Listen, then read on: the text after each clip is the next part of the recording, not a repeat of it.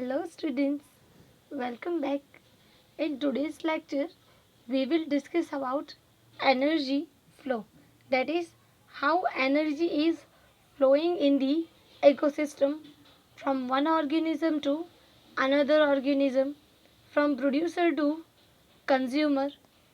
So as we know, in almost every ecosystem, the sun is the only source of energy except deep sea hydrothermal vents, because ये जो deep sea hydrothermal vents हैं वहाँ पे temperature जो है वो एक तो 100 डिग्री सेल्सियस के अराउंड होता है, जो हमने लास्ट चैप्टर में डिस्कस किया था. अब ये ऐसा एरिया है जहाँ पे सोलर रेडिएशन नहीं पहुँच सकते, तो उसकी वजह से ये जो डीप सी हाइड्रोथर्मल वेंट्स की जो इकोसिस्टम है उसके लिए सन जो है वो एनर्जी का मेजर सोर्स नहीं है. लेकिन बाकी के जो ऑलमोस्ट सारे इकोसिस्टम है उसमें sun is the only source of energy. तब यहाँ पे क्या होता है, जितने सोलर रेडिएशन अर्थ पे आता है उसमें से जो 50% है सिर्फ उतना ही हम फोटोसिंथेसिस की प्रोसेस के लिए यूज़ कर पाते हैं. यानी कि 50% of all solar radiation is photosynthetically active radiation. That means the radiation in which the plants can do photosynthesis. अब जितना भी टोटल सोलर रेडिएशन है वो कम्प्लीटली फोटोसिंथेसिस में यूटिलाइज नहीं हो सकता. सोलर रेडिएशन का जो एक पार्ट है जिसे हम बोलते हैं PAR, फोटोसिंथेटिकली एक्टिव रेडिएशन, तो जितना PAR होता है यानी कि 100% में से जो PAR है वो है ओनली 50%. अब ये जो 50% PAR है फोटोसिंथेटिकली एक्टिव रेडिएशन, उसमें से भी प्लांट जो है वो सिर्फ 2 to 10% ही एब्जॉर्ब करते हैं for the photosynthesis. So the 2 to 10% of PAR is used by entire living world. Mainly it is used by plant for the photosynthesis. Then these plants are utilized by other animal. So in almost every ecosystem, all the organisms depends on the sun for the energy. तो यहाँ पे producer यानी कि जो autotrophic organism है वो जितना photosynthesis के थ्रू एनर्जी प्रोड्यूस कर रहे हैं उनका भी जो 2 to 10% है वहीं सिर्फ नेक्स्ट लेवल पे क्रॉस हो सकता है. यानी कि जो प्राइमरी कंज्यूमर्स है जो कि हर्बीवोरस है, जो प्लांट को एज देयर फूड यूटिलाइज कर रहे हैं, उन्हीं में एंटर हो सकता है. So the all organism depends on autotrophic organism for the food. Now अब आप सोचोगे कि जो हर्बीवोरस है सिर्फ वही प्लांट पे डिपेंड है. हर्बीवोरस यानी कि जो प्लांट्स को यूटिलाइज करते हैं. And second type of animal is carnivorous, जो एनिमल्स को एज देयर फूड यूटिलाइज करते हैं. तो यहाँ पे क्या हो रहा है, जो हर्बीवोरस एनिमल है वो प्लांट्स पे डिपेंड होते हैं और जो कार्निवोरस है वो हर्बीवोरस पे डिपेंड होते हैं. तो अगर प्लांट्स ही नहीं है तो हर्बीवोरस ऑर्गेनिज्म भी नहीं होंगे, और अगर हर्बीवोरस ऑर्गेनिज्म नहीं है तो कार्निवोरस एनिमल जो है उनको भी उनका फूड नहीं मिल पाएगा. तो इस तरह से इकोसिस्टम का जो हर एक स्टेप है वो एक दूसरे पे डिपेंड है. तो अब हम देखते हैं एनर्जी जो है वो कैसे फ्लो होती है. So first the organism use solar energy for the photosynthesis and convert it into chemical form. We know in the photosynthesis process, mainly the solar energy is converted into chemical form, that is mainly sugar. And now this chemical energy is used by consumer, यानी कि जो plants को consume कर रहे हैं उनके अंदर अब वो energy transfer होगी. then यहाँ पे अब जब भी एनर्जी एक ऑर्गेनिज्म में से दूसरे ऑर्गेनिज्म में पास होती है तो वहाँ पे एनर्जी जो है वो थोड़ी बहुत लॉस होती है, और उसकी मेन रीज़न है रेस्पिरेशन, हीट एंड एक्सक्रीशन। तो ये 3 प्रोसेस है जिसके फॉर्म में एनर्जी जो है वो वेस्ट होती है। नाउ इन सब के यूटिलाइजेशन के बाद और एनर्जी लॉस के बाद जितनी भी टोटल एनर्जी होती है उसे हम बोलते हैं ग्रॉस प्रोडक्शन। तो इस तरह से एनर्जी जो है वो सन में से प्रोड्यूसर्स में primary consumer, then secondary consumer, then tertiary consumer. So mainly the green plants in the ecosystem are called producer, and if we are talking about terrestrial ecosystem तो वहाँ पे जो भी shrubs, herbs, trees and large trees है वो mainly producer है। in case of aquatic ecosystem तो वहाँ पे phytoplankton, algae, then aquatic plants etc are the producers. Now we will discuss about the what is producer and what is consumer and types of consumer. So mainly who use solar energy for the photosynthesis process and convert this solar radiation into chemical form is known as producer of an ecosystem. जिसमें हम include कर सकते हैं in case of aquatic ecosystem there are phytoplankton. In grassland ecosystem the grass is producer, and in forest the trees are producer. So this will make the first step of food web. So first trophic level is mainly plants which is known as primary producers.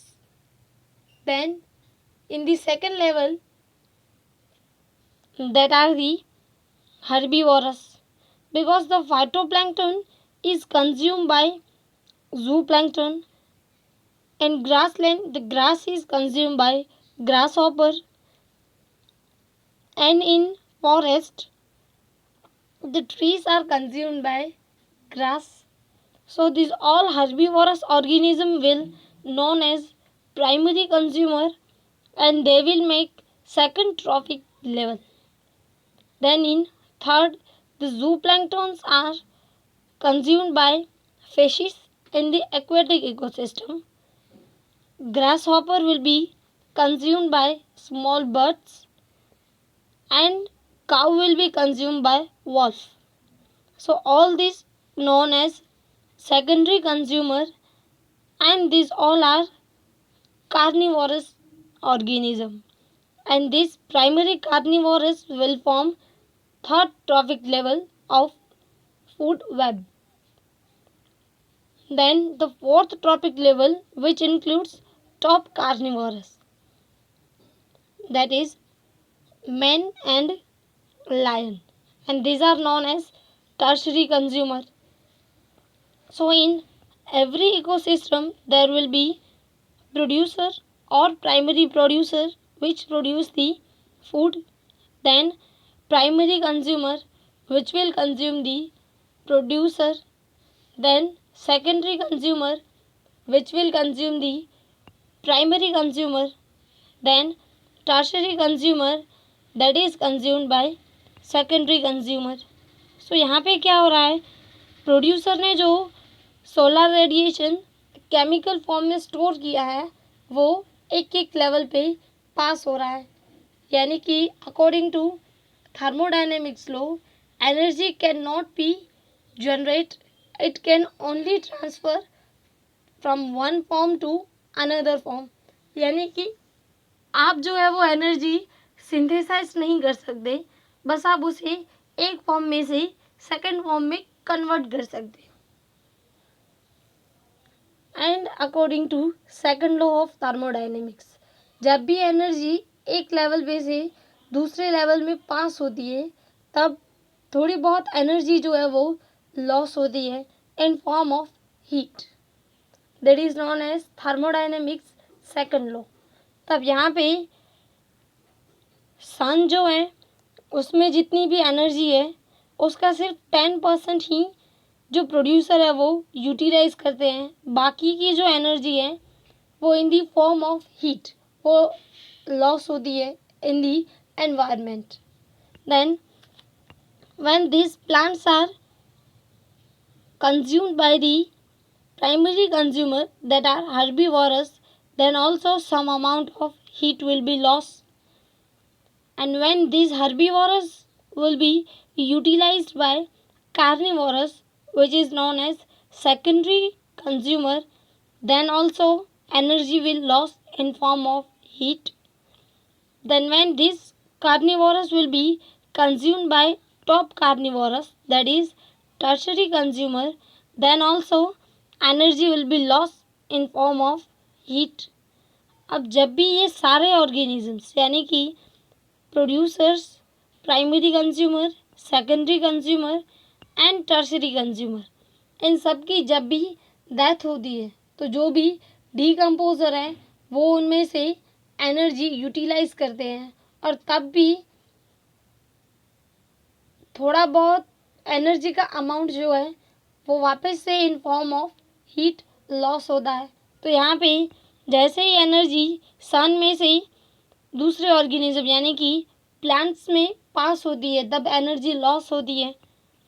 तो इस तरह से जब भी energy एक organism में से दूसरे ऑर्गेनिज्म में ट्रांसफ़र होती है तब एनर्जी जो है वो इन फॉर्म ऑफ हीट वो थोड़ी बहुत लॉस होती है। अब हम इसे एक एग्जाम्पल के थ्रू समझते हैं। For example, if the producer are converting total 10,000 kilo calorie energy from the sun by photosynthesis. अब प्लांट जो है वो फोटोसिंथेसिस के थ्रू सपोज 10,000 किलो कैलोरी जो है वो प्रोड्यूस कर रहे हैं। अब ये प्लांट्स जो है वो जब रैबिट के थ्रू कंज्यूम होंगे, क्योंकि रैबिट जो है वो यहाँ पे प्राइमरी कंज्यूमर है यानी कि हर्बीवोरस है, तो सिर्फ उसका 10,000 का 10% यानी कि जो 1,000 किलो कैलोरी है वही रैबिट में एंटर होगी। बाकी की जो 90% एनर्जी है वो इन फॉर्म ऑफ हीट लॉस होगी। तो यहाँ पे ये जो रेड एरो है वो हीट लॉस इंडिकेट कर रहा है। तो अब ये रैबिट जो है वो वापस से किसी secondary consumer for example snake के थ्रू कंज्यूम होगा। तो रैबिट में टोटल एनर्जी कितनी है तो 1,000 किलो कैलोरी, लेकिन स्नैक में उसका 10% यानी कि सिर्फ 100 किलो कैलोरी ही ट्रांसफ़र होगी। Then this snake is utilized by tertiary consumer और higher carnivorous, then the only 10% of 100 kilocalorie, that is only 10 kilocalorie energy will enter in the eagle। तो यहाँ पे क्या हो रहा है, जैसे ही एनर्जी एक लेवल में से दूसरे लेवल में पास होती है तो वहाँ पे एनर्जी लॉस्ट होती है और जो दूसरे ऑर्गेनिज्म है वो फर्स्ट ऑर्गेनिज्म में से सिर्फ 10% एनर्जी ही यूटिलाइज कर सकते हैं, बाकी की जो 90% है वो एनवायरनमेंट में लॉस होती है। तो अब हम बात करेंगे फूड चेन की।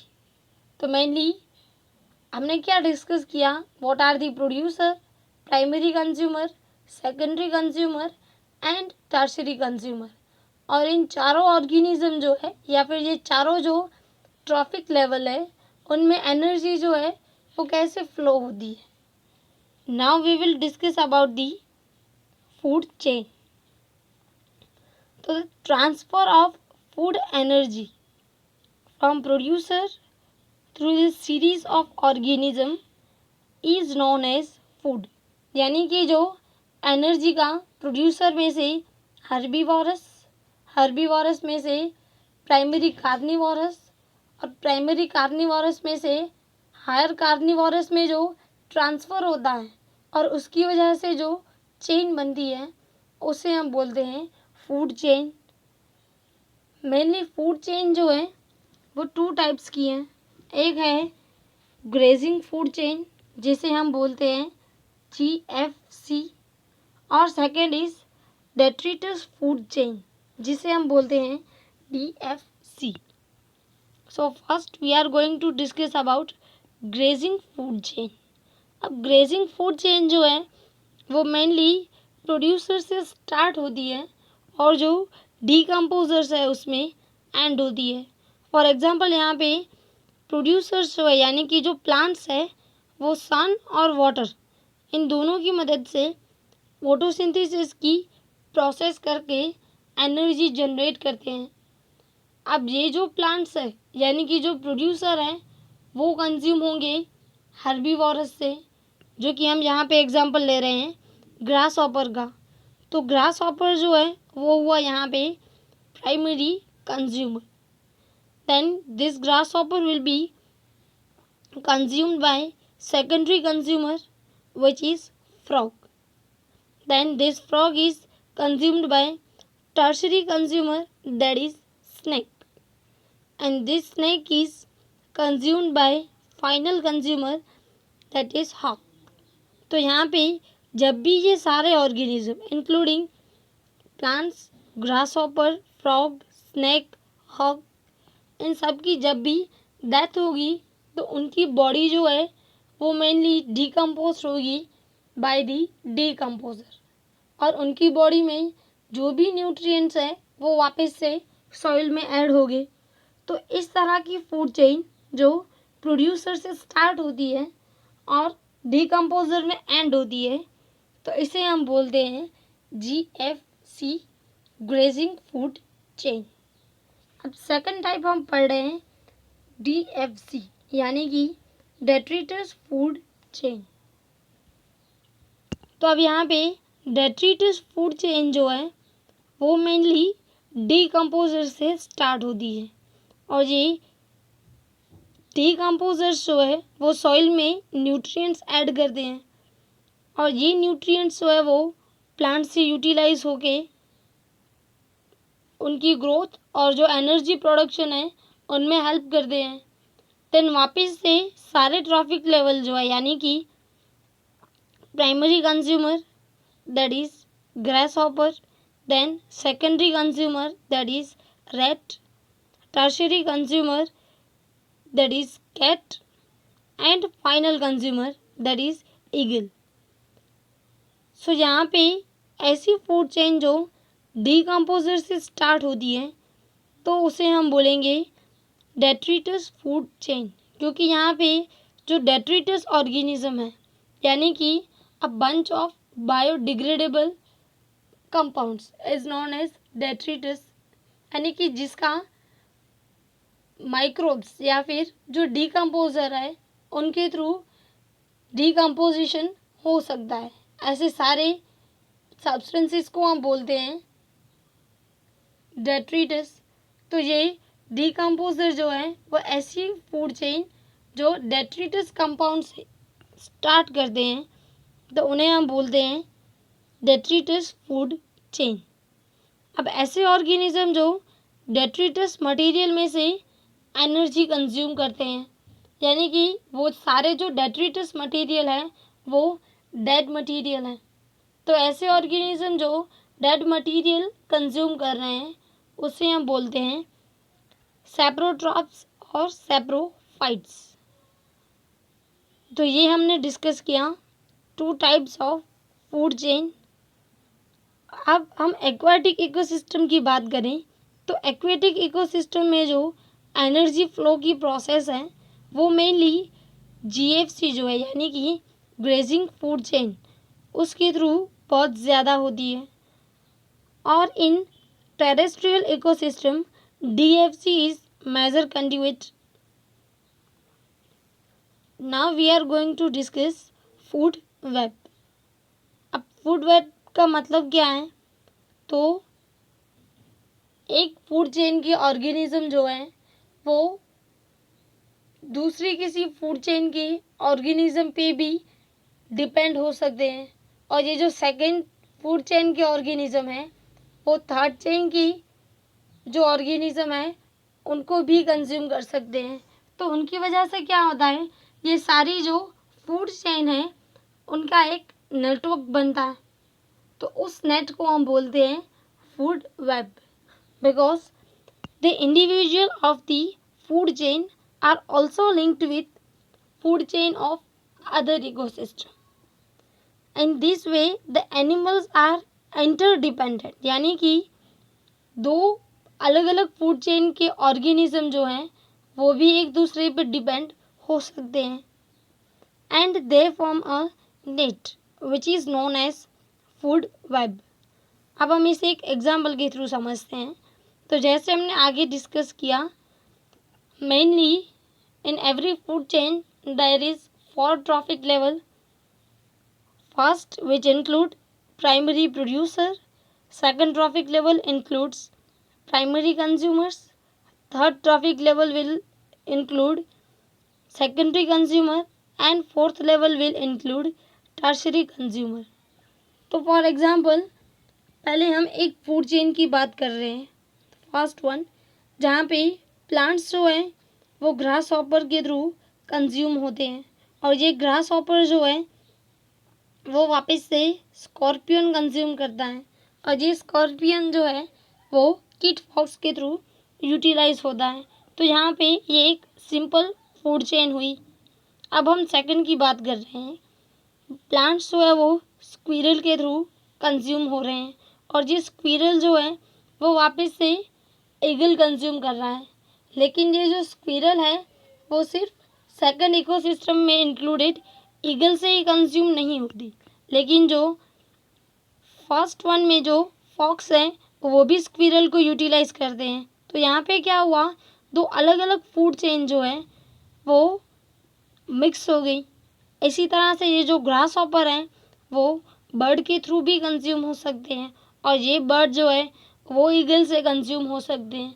तो यहाँ पे क्या हो रहा है, सारी फूड चेन के जो ऑर्गेनिजम्स हैं वो एक दूसरे पे डिपेंड होते हैं, सिर्फ उसी एक सिंगल फूड चेन में नहीं, बल्कि दूसरे किसी फूड चेन के जो ऑर्गेनिज्म हैं उन पे भी डिपेंड हो सकता है। तो उसकी वजह से जो नेट लाइक स्ट्रक्चर बनता है उसे हम बोलते हैं food web. So food web is interaction of organism from one food chain to another food chain. So, in next lecture, we will discuss about what is the trophic level and what are the biological pyramids. So, that's it for today's lecture, and that's your homework for today.